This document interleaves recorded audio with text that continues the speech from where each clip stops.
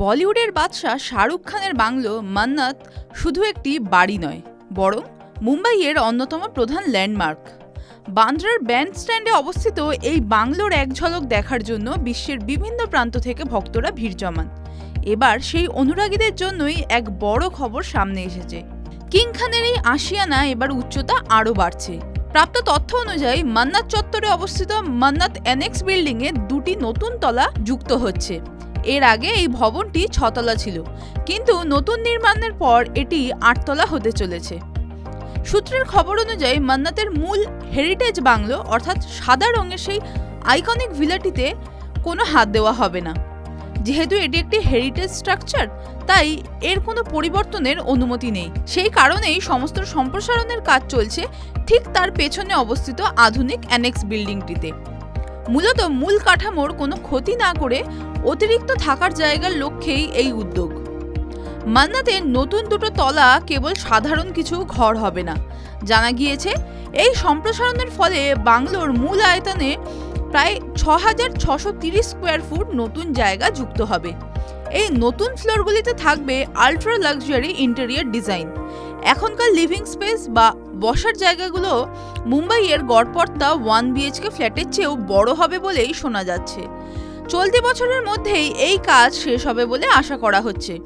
এই বিশাল প্রজেক্টের হাল ধরেছেন স্বয়ং গৌরী খান। স্থপতি অমিত জি পাওয়ারের মাধ্যমে বিএমসিতে এই সংক্রান্ত প্রস্তাব জমা দিয়েছিলেন।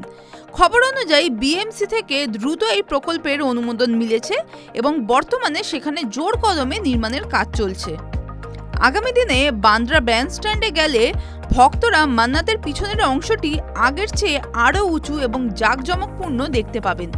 শাহরুখ খান সাধারণত মান্নাতের গেটের ওপরে প্ল্যাটফর্মে এসে ভক্তদের সঙ্গে দেখা করেন। এখন দেখার বিষয়, এই নতুন সম্প্রসারণের পর কিং খানের সেই পরিচিত দর্শন স্পটে কোনো পরিবর্তন আসে কিনা। TV9 Bangla digital.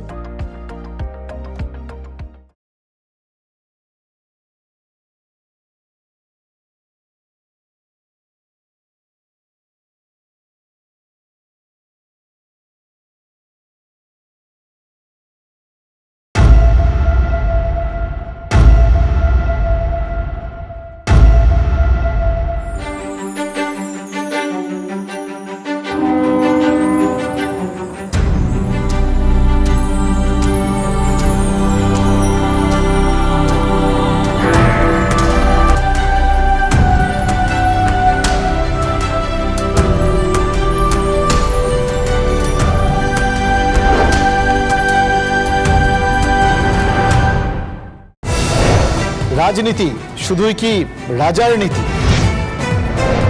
রাজা উজিরের চোখে নয়, আপনার আমার চোখে সমাজের ছবি।